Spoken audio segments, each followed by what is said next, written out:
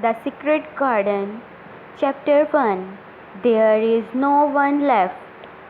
When Mary Lennox was sent to Misselthwaite Manor to live with her uncle, everybody said she was the most disagreeable looking child ever seen.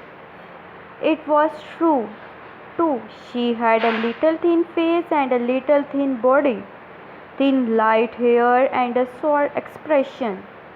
Her hair was yellow and her face was yellow because she had been born in India and had always been ill in one way or another.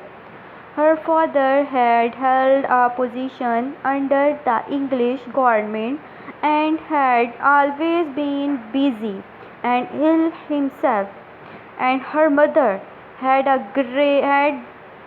been a great beauty who cared only to go to parties and amuse herself with gay people.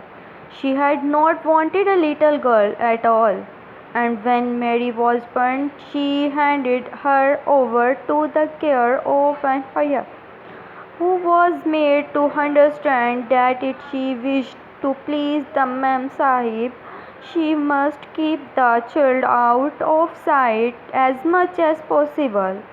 So when she was sickly, fretful, ugly little baby, she was kept out of the way.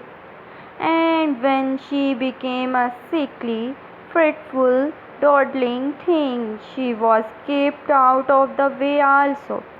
She never remembered seeing familiarly anything but the dark faces of her and the other native servants, and as they always obeyed her and gave her own way in everything, because the Mem Sahib would be angry if she was disturbed by her crying.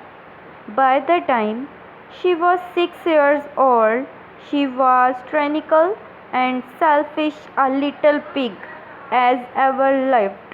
The young English governors who came to teach her to read and write disliked her so much she gave up her place in 3 months. And when other governors came to try to fill it, they always went away in a shorter time than the first one. So, if Mary had not chosen to really want to know how to read she books, she would never have learned her letters at all. One frightfully hot morning, when she was about 9 years old, she awakened feeling very cross, and she became crosser still when she saw that the servant who stood by her bedside was not her Haya. "Why did you come?" she said to the strange woman. "I will not let you stay. Send my Haya to me."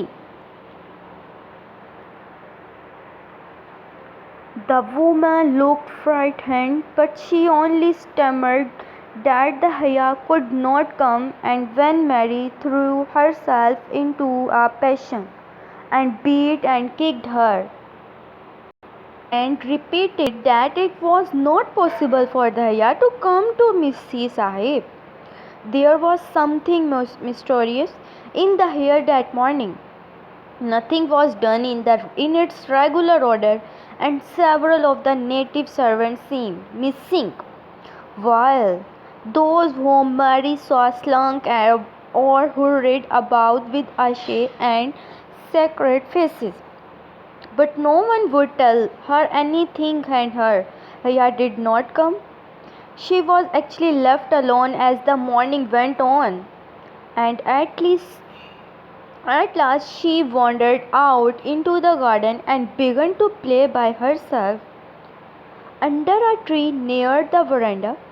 She pretended and that she was making a flower bed, and she stuck big sacred hibiscus blossoms into little heaps of earth, all the time growing more and more angry and muttering to herself the things she would say and the names she would call Sadie when she returned.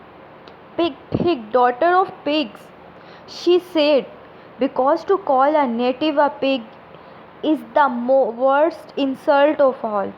She was grinding her teeth and saying this over and over again when she heard her mother come out on the veranda with someone. She was she was with the fair young man, and they stood talking together in low, strange voices. Marino, the fair young man who looked like a boy. She had heard that he was a very young officer who had just come from England. The child stared at him, but she stared most at her mother.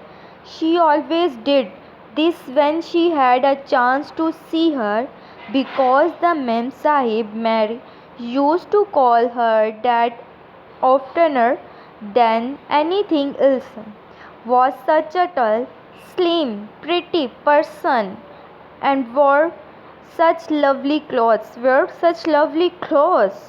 Her hair was like curly silk, and she had a delicate little nose which seemed to be disdaining things, and she had large laughing eyes. All her clothes were thin and floating, and Mary said they were full of lace. They looked fuller of lace than ever this morning, but her eyes were not laughing at all. They were large and sacred and lifted imploringly to the fair boy officer's face. Is it so very bad? Oh, is it? Mary heard her say. Hopefully, the young man answered in a trembling voice. Hopefully, Miss Lennox, you ought to have gone to the hills 2 weeks ago. The man Sahib wrung her hands. Oh, I ought, she cried. I only strayed to go to that silly dinner party. What a fool I was.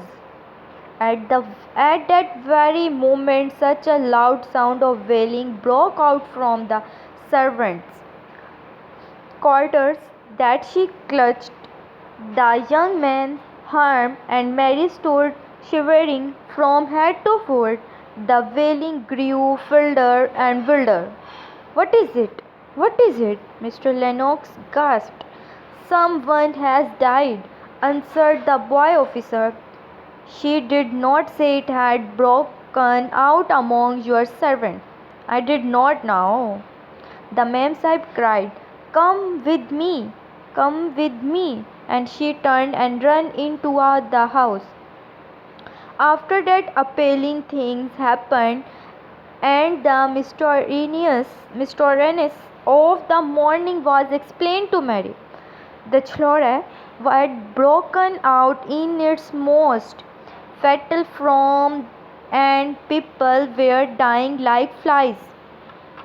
The Hayya had been taken ill in the night, and it was because she had just died that the servants had built in the huts. Before the next day, 3 other servants were died, and others had run away in the terror. There was panic on every side, and dying people in all the bungalows. During the confusion and bewilderment of the second day, Mary hid herself in the nursery and was forgotten by everyone. Nobody thought of her, nobody wanted her, and strange things happened of which she knew nothing. Mary alternately cried and slipped through the hours. She only knew that people were ill, and she heard mysterious and frightening sounds. Once she crept into the dining room and found it empty, though a partly finished meal was on the table, and chairs and plates looked as if they had been hastily pushed back when the dinner rose suddenly for some reason. The child had some fruit and biscuits, and being thirsty, she drank a glass of wine which stood nearly filled. It was sweet, and she did not know how to her nursery and shut herself in again, frightened by cries, and she heard in the huts by the hurrying sound of feet. The wine made her so sleepy that she could scarcely keep her eyes open, and she lay down on her bed and knew nothing more for a long time. Many things happened during the hours in which she kept so heavily, but she was not disturbed by the wails and the sound of things being carried in and out of the bungalow. When she awakened, she lay and stared at the wall. The house was perfectly still. She had never known it to be so silent before. She heard neither voices nor footsteps, and wondered if everybody had got well off the chloride and all the trouble was over. She wondered also who would take care of her now her Aya was dead. There would be new Haya, and perhaps she would know some new stories. Mary had been rather tired of the old ones. She did not cry because her nurse had died. She was not an affectionate child and had never cared much for anyone. The noise and hurrying about the wailing over the chilora and frightened her, and she had been angry because no one seemed to remember that she was alive. Everyone was too panic stricken to think of a little girl no one was fond of.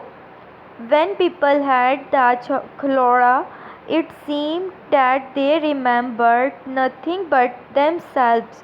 But if everyone had got well again, surely someone would remember and come to look for her. But no one came, as she lay waiting, the house seemed to grow more and more silent.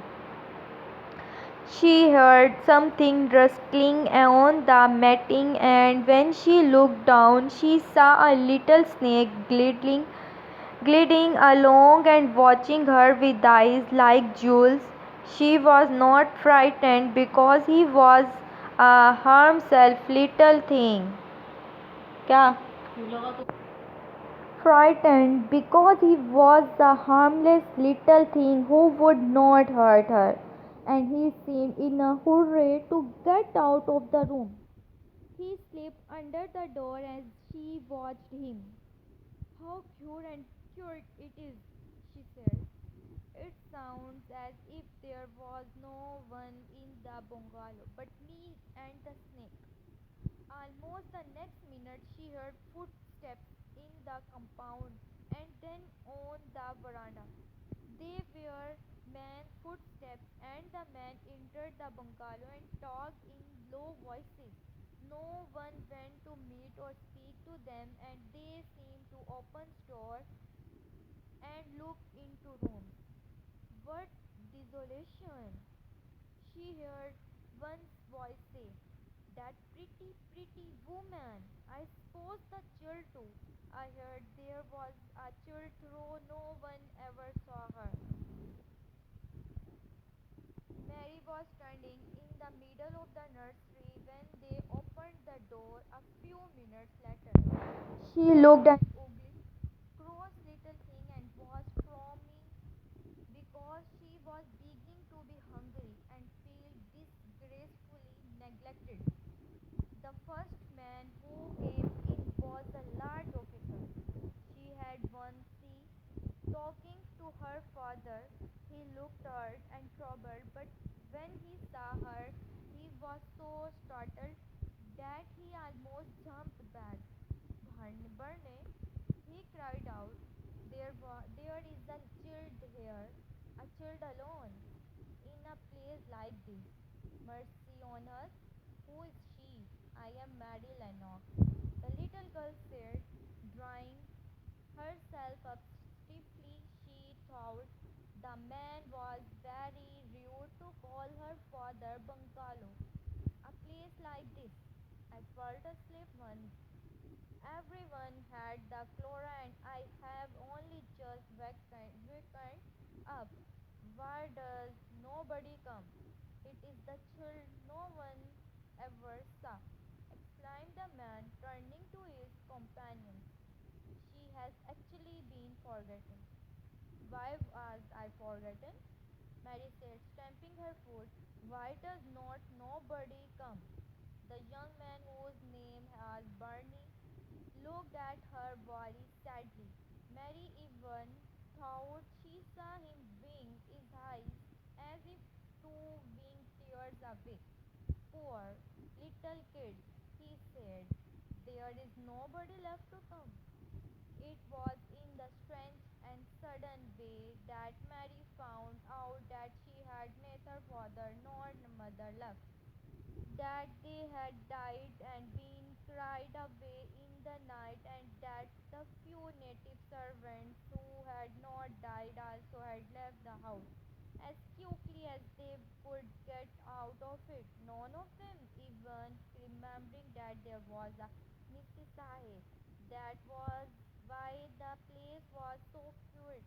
It was true that there was no one in the bungalow but herself and the little rustling snake. Chapter number 2. Mistress Mary Quite Contrary. Mary had liked to look at her mother from a distance and she had thought her very pretty, but as she knew very little of her, she could scarcely have been expected to love her or to miss her very much when she was gone. She did not miss her at all. In fact, and as she was a self absorbed child, she gave her entire thought to herself, as she had always done. If she had been older, she would not, no doubt, have been very annoyed at, at being left alone in the world. But she was very young, and as she had always been taken care of, she supposed she always would be. What she thought was that she would like to know if she was going to nice people who would to be polite to her and give her her own away as her Aya and the other native servants had done. She knew that she was not going to stay at the English clergyman's house where she was taken at first. She did not want to stay. The English clergyman was poor, and he had 5 children, nearly all the same age, and they wore shabby clothes and were always quarreling and snatching toys from each other. Mary hated their untidy bungalow and was so disagreeable to them that after the first day or two nobody would play with her. By the second day they had given her a nickname which made her furious. It was Basil who thought of it first. Basil was a little boy with impudent blue eyes and a turned up nose. Mary hated him. She was playing by herself under a tree just as she had been playing the day the cholera broke out. She was making heaps of earth and paths for a garden. Basil came and stood near to watch her. Presently he got rather interested and suddenly made a suggestion. Why do not you put a heap of stones there and pretend it is a rockery? He said. there in the middle, and he leaned over her to point. "Go away," cried Mary. "I do not want boys. Go away." For a moment Basil looked angry, and then he began to tease. He was always teasing his sisters. He danced round and round her, and made faces, and sang and laughed. "Mistress Mary, quite contrary, how does your garden grow, with silver bells and cockle shells and marigolds all in a row?" He sang it until the other children heard and laughed too, and the crosser Mary got, the more they sang "Mistress Mary, quite contrary," and after that, as long as she stayed with them, they called her Mistress Mary, quite contrary. When they spoke of her to each other, and often when they spoke to her, "You are going to be sent home," Basil said to her, "at the end of the week, and we are glad of it." "I am glad of it, too," answered Mary. "Where is home?" "She does not know where home is," said Basil, with 7-year-old scorn. "It's England, of course. Our grandmamma lived there, and our sister Mabel was sent to her last year." "You are not going to your grandmamma. You have known. You are going to your uncle. His name is Mr. Archibald Craven." "I do not know anything about him," snapped Mary. "I know you do not," Basil answered. "You do not know anything. Girls never do. I heard father and mother talking about him. He lives in a great big, desolate old house in the country, and no one goes near him. He is so cross he would not let them, and they would not come if he would let them. He he is a hunchback, and he is horrid." "I do not believe you," said Mary, and she turned her back and stuck her fingers in his ears, because she would not listen any more. But she thought over it a great deal afterward, and when Mr. Crawford told her that night that she was going to sail away to England in a few days, and go to her uncle, Mr. Archibald Craven, who lived at Misthafet Manor, she looked so stony and stubbornly uninterested that they did not know what to think about her. They tried to be kind to her, but she only turned her face away when Mr. Crawford attempted to kiss her, and held herself stiffly when Mr. Crawford patted her shoulder. "She is such a plain child," Mrs. Crawford said pityingly afterward, "and her mother was such a pretty creature." "She had a very pretty manner, too, and Mary has the most unattractive ways I ever saw in a child." The children called her Mistress Mary, quite contrary, and thought it's naughty of them, and one cannot help understanding it. Perhaps if her mother had carried her pretty face and her pretty manners oftener into the nursery, Mary might have learned some pretty ways too. It is very sad now the poor beautiful thing is gone, to remember that many people never ever know that she had a child at all. I believe she scarcely ever looked at her," sighed Mrs. Crawford. "When her ayah was dead, there was no one to give a thought to the little thing. Think of the servant running away, leaving her alone in that deserted bungalow." Colonel Migru said he nearly jumped out of his skin when he opened the door and found her standing by herself in the middle of the room. Mary made a long voyage to England under the care of an officer's wife, who was taking her children to leave them in a boarding school. She was very much absorbed in her own little boy and girl, and was rather glad to hand the child over to the woman Mr. Archibald Craven sent to meet her in London. The woman was his housekeeper in at Misselthwaite Manor, and her name was Mrs. Medlock. She was a stout woman and with very red cheeks and sharp black eyes.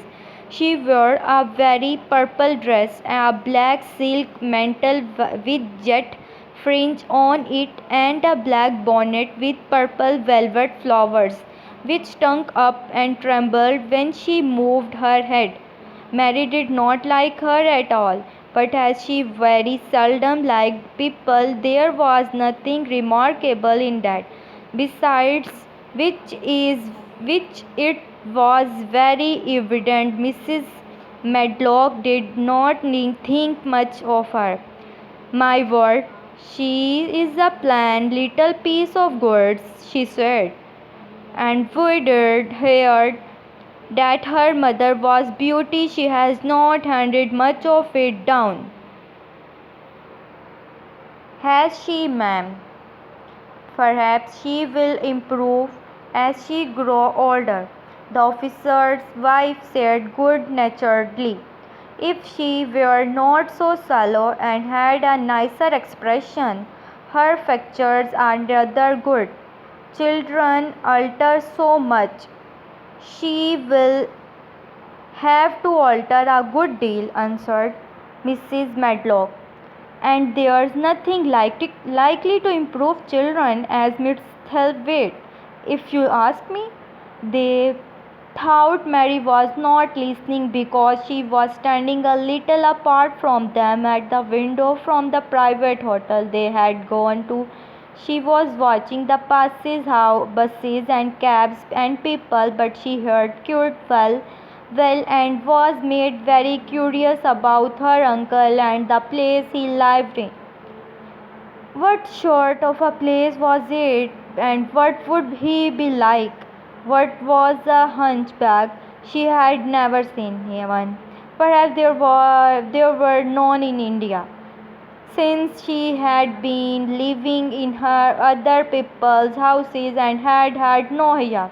She had begun to feel lonely and to think queer thoughts which were new to her. She had begun to wonder why she had never seemed to belong to anyone, even when her father and mother had been alive. Other children seemed to belong to their fathers and mother, but she had never seemed to really be anyone's little girl. She had had servants and food and clothes, but no one had taken any notice of her. She did not know that this was because she was a disagreeable child. But then, of course, she did not know she was disagreeable. She often thought that other people were, but she did not know she was so herself. She thought Mrs. Medlock the most disagreeable person she had ever seen, with her common highly colored face and her common fine bonnet. When the next day they set out on their journey to Yorkshire, she walked through the station to the railway carriage with her head up and trying to keep as far away from her as she could, because she did not want to seem to belong to her. It would have made very angry to think people imagined she was her little girl, but Mrs. Medlock was not in the least disturbed by her and her thoughts. She was the kind of woman who would stand no nonsense from young ones. At least that is what she would have said if she had been asked. She had not wanted to go London just when her sister Maria, daughter, was going to be married, but she had a comfortable, well paid place as housekeeper as Miss Thalberg Manor, and the only way in which she could keep it was to do at once what Mr. Archibald Craven told her to do. She never dared even to ask a question. Captain Lennox and his wife died too of the cholera. Mr. Craven had said in his short, good way, Captain Lennox was my wife, brother, and I am their daughter guardian. The child is to be brought here. You must go to London and bring her yourself. So she packed her small trunk and made the journey. Mary sat in her corner of the railway carriage and looked plain and fretful. She had nothing to read or to look at. She had folded her thin little black gloved hands in her lap. Her black dress made her look yellower than ever, and her limp light hair struggled from under her black crape hat. A more married-looking young one I never saw in my life, Mrs. Medlock thought. Married is a Yorkshire word and means spoiled and pettish. She had never seen a child who sat so still without doing anything, and at last she got tired of watching her and began to talk in a brisk, hard voice. I suppose I may as well tell you something about where you are going to, she said. Do you know anything about your uncle? No, said Mary. Never heard your father and mother talk about him. No, said Mary, frowning. She frowned because she remembered that her father and mother had never talked to her about anything in particular. Certainly they had never told her things. Humph, muttered Mrs. Medlock, staring at her queer, unresponsive little face. She did not say any more for a few moments, and then she began again. I suppose you might as well be told something to prepare you. You are going to Cure Place. Mary said nothing at all. Mrs. Medlock looked rather discomfited by her apparent indifference, but after taking a breath, she went on. Not but that it's a grand big place in a gloomy way, and Mr. Craven's proud of it in his way, and that's gloomy enough too. The house is 600 years old, and it is on the edge of the moor, and there are near 100 rooms in it. Thought most of them shut up and looked, and their picture and fine old furniture and things that's been there for ages, and there a big park round it, and gardens and trees with branches trailing to the ground, some of them. She paused and took another breath. But there's nothing else, she ended suddenly. Mary had begun to listen in spite of herself. It all sounded so unlike India, and anything new rather attracted her.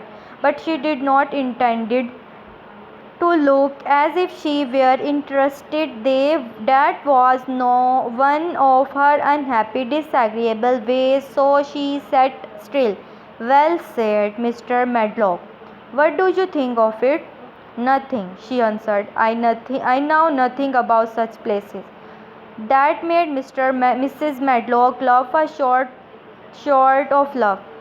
Oh, she said, but she are like an old woman. Do not you care? It does not matter, said Mary, whether I care or not.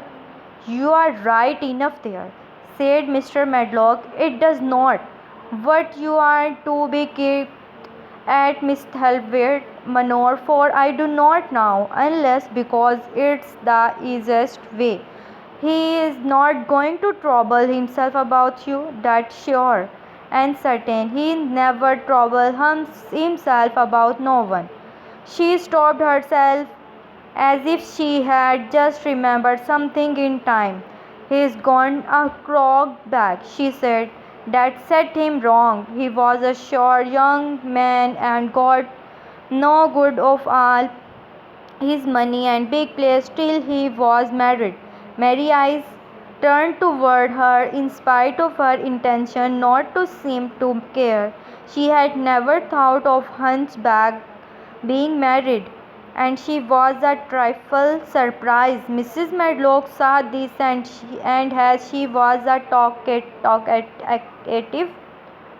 woman, she continued with more interest. This was no one of passing some of the time at any rate. She was a sweet, pretty thing, and he did was have walked the world over to get her a blade of grass she wanted. Nobody thought she did marry him, but she did, and people said she married him for his money. But she did not positively. When she died, Mary gave a little involuntary jump. Oh, did she die? She exclaimed without meaning to. She had just remembered a French fairy story she had once read called Riquet a Hoffy. It had been about a poor hunchback and a beautiful princess, and it had made her suddenly sorry for Mr. Archibald Craven. Yes, she died, Mrs. Medlock answered, and it made him quieter than ever. He cared about nobody. He would not see about people. Most of the time he goes away, and when he is at Misselthwaite, he shuts himself up in the west wing and would not let anyone but Pitcher see him. Pitcher's an old fellow, but he took care of him when he was a child, and he now is wise. It sounded like something in a book, and it did not make Mary feel cheerful. A house with 100 rooms nearly all shut up and with their doors locked. A house and edge of a moor whatsoever a moor was sounded dreary. A man with a crooked back who shut himself up also. She started out of the window with her lips pinched together, and it seemed quite natural that the rain should have begun to pour down in a grey slanty lines and splashed and streamed down in the window panes. If the pretty wife had been alive, she might have made things cheerful by being something like her own mother, and by running in and out and going to parties as she had done in frocks full of lace. But she was not there any more. She need not expect to see him, because 10 to 1 you would not, said Mrs. Medlock, and she must not expect that there will be people to talk to you. You will have to play about and look after yourself. You will be told what rooms you can go into and what rooms you are kept out of. There's garden enough, but when you are in the house, do not go wandering and poking about. Mr. Craven would not have it.